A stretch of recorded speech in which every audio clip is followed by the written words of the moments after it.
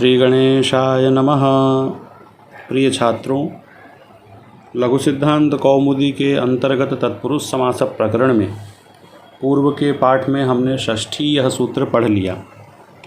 आज हम पढ़ेंगे पूर्वापराधरोत्तरम एकदेशिनैकाधिकरणे यह सूत्र। इस सूत्र में 3 पद हैं। पूर्वापराधरोत्तरम यह प्रथमांत पद है, एकदेशिना यह तृतीयांत पद है और एकाधिकरणे यह सप्तम्यंत पद है। पूर्वापराधरोत्तरम इसका अर्थ हुआ, यहाँ समास है पूर्वंच परंच अधरंच उत्तरंच येषां समाहारः पूर्वापराधरोत्तरम। समाहार द्वंद्व समास है यहाँ, अर्थात पूर्व, अपर, अधर और उत्तर ये 4 सुबंत हैं। अब इनका समास किनके साथ होगा? तब कह रहे हैं एकदेशिना। एकदेशिना अर्थात अवयविना। एक देशः का अर्थ होता है अवयवः, एक देश का अर्थ है अवयव। अब सह अस्य अस्ति इति एकदेशी अवयवी। एक देश माने अवयव और एक देशी माने अवयवी। जिस प्रकार से शरीर के अंदर हाथ पैर इत्यादि हैं, तो संपूर्ण शरीर को हम कहेंगे अवयवी, और हाथ पैर नेत्र इत्यादि हैं इनको कह लेंगे अवयव। या फिर संपूर्ण वस्त्र है अवयवी और उनमें जो धागे हैं वो है अवयव। संपूर्ण वृक्ष है अवयवी और उसके जो पत्ते हैं, डंगाल है, जड़ है, पुष्प हैं, ये सब उसके हो गए अवयव। तो अवयव अवयवी आप लोगों को समझ में आ गया। तो अवयवी के साथ में समास होगा। किसका होगा? पूर्व का, अपर का, अधर का और उत्तर का होगा। एक और इसमें बात है, एकाधिकरणे यह कहा। वह जो अवयवी है वह एकत्व संख्या विशिष्ट होना चाहिए। आगे समझ में आएगा। तो सूत्र का संपूर्ण अर्थ हुआ, यदि अवयवी एकत्व संख्या विशिष्ट हो तो तद्वाचक सुबंत के साथ पूर्व, अपर, अधर, उत्तर ये 4 सुबंत है, इनका विकल्प से समास हो जाता है और वह तत्पुरुष संज्ञक होता है। वही वृत्ति में लिखा, अवयविना सह पूर्वादयः समस्यन्ते। अवयवी के साथ पूर्वादि कौन? यह 4 का समास होता है। एकत्व विशिष्टश्चेद अवयवी, यदि अवयवी एकत्व विशिष्ट हो तब षष्ठी समासापवादः, यह षष्ठी सूत्र का अपवाद है। आगे देखिए, पूर्वम कायस्य पूर्वकाय। षष्ठी सूत्र का क्यों अपवाद है? अब इसके विग्रह में ही देख लीजिए। पूर्वम कायस्य, कायस्य यह षष्ठ्यंत है। षष्ठी सूत्र में आप लोगों ने पढ़ा, षष्ठ्यंत सुबंत का समर्थ सुबंत के साथ समास होता है। तो कायस्य जब यह षष्ठी है तो पूर्वम और कायस्य के मध्य में षष्ठी सूत्र से ही समास हो जाता। यह सूत्र पुनः क्यों बनाया? तो कह रहे हैं यह षष्ठी का अपवाद है। यदि पूर्वम कायस्य में षष्ठी सूत्र से समास होता तो पूर्व कायः नहीं बनता, क्योंकि वहाँ पर पूर्व प्रयोग किसका होगा? षष्ठ्यंत का होगा। राज्ञः पुरुषः में पूर्व प्रयोग किसका हुआ? राजन का ही हुआ, तो राजपुरुषः बना। पूर्वम कायस्य में यदि षष्ठी से समास करते तो काय पूर्व बनता, काय पूर्वम, पूर्व कायः नहीं बनता, क्योंकि उपसर्जन संज्ञा जिसकी हो उसी का पूर्व प्रयोग होगा। यदि षष्ठी से यहाँ समास होगा तो षष्ठी सूत्र में प्रथमांत पद कौन है? स्वयं षष्ठी। तो जो षष्ठ्यंत होगा विग्रह वाक्य में उसकी होगी उपसर्जन संज्ञा, और प्रथमा और उपसर्जनम पूर्वम सूत्र से उस षष्ठ्यंत का पूर्व प्रयोग होता और कायस्य पूर्वम में समास करके काय पूर्वम बनता।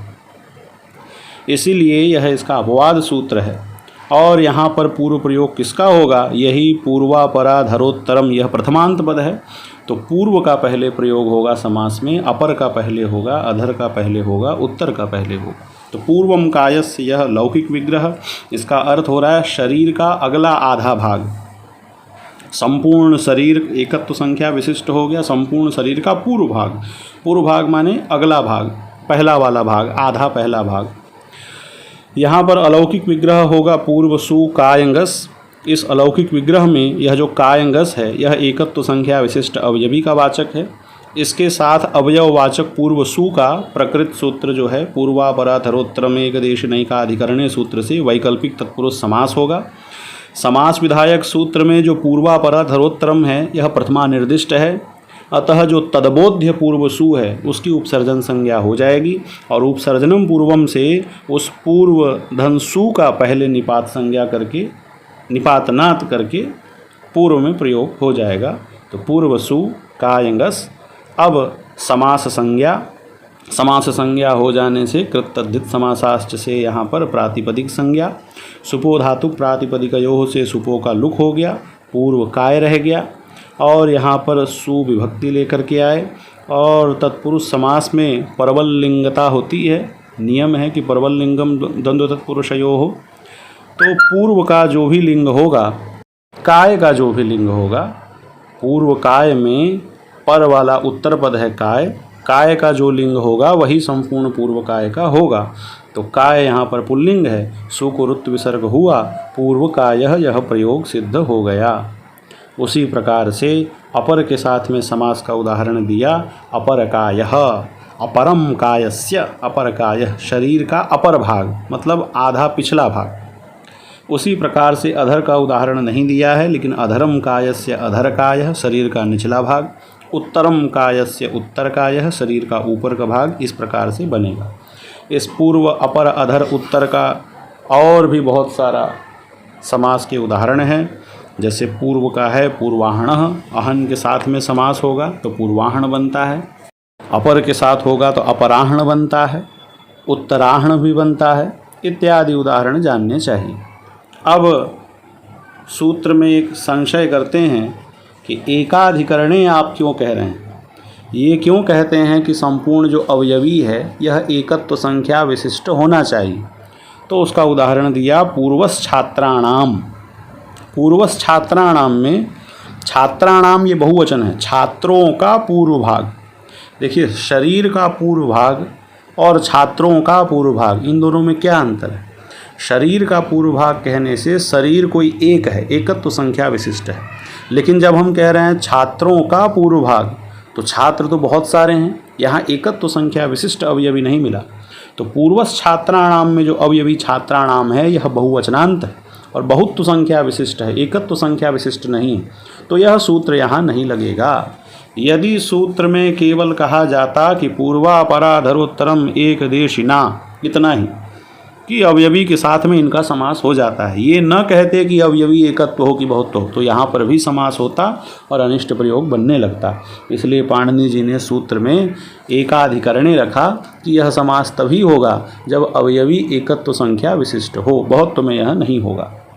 इसके अलावा और इस सूत्र में लिखा नहीं है, लेकिन एक देशिना यह जो कहा आगे के ग्रंथों में आप पढ़ेंगे, अवयवी के साथ में ही समास होता है, ऐसा क्यों कहते हैं, तो उसका उदाहरण आगे ग्रंथों में आप पढ़ेंगे। पूर्वम नाभेः कायस्य, पूर्वम नाभेः कायस्य, नाभि से पूर्व शरीर का आधा भाग। अब यहाँ पर पूर्वम नाभेः कायस्य में ये जो नाभि है, नाभि के साथ में पूर्व का समास नहीं होता, क्योंकि नाभि अवयवी नहीं है, यह अवयव है। संपूर्ण शरीर हुआ अवयवी, उसका एक अवयव है नाभि, उसका एक भाग है नाभि। तो समास होगा जब भी वह अवयवी के साथ में होगा, अवयव के साथ नहीं होगा। तो पूर्वम नाभेः कायस्य, यहाँ पर नाभि के साथ में पूर्व का समास नहीं होता। हाँ, कायस्य के साथ में हो जाएगा तो पूर्व कायः नाभेः ऐसा प्रयोग बन जाएगा, लेकिन पूर्वम नाभेः कायस्य इस वाक्य में नाभि के साथ में पूर्व का समास नहीं होता। और यह जो पूर्व अपर अधर उत्तर, यह जो परिगणन किया गया, गिनाया गया, इनके साथ में ही समास होगा। इसके अतिरिक्त कोई दक्षिण से करना चाहे, दक्षिणम कायस्य, तो यहाँ पर समास नहीं होगा। समास पूर्व के साथ, अपर के साथ, अधर के साथ और उत्तर के साथ में ही होगा। इस प्रकार से यह सूत्र पूर्ण हुआ। अगले पाठ में हम अगला सूत्र पढ़ेंगे।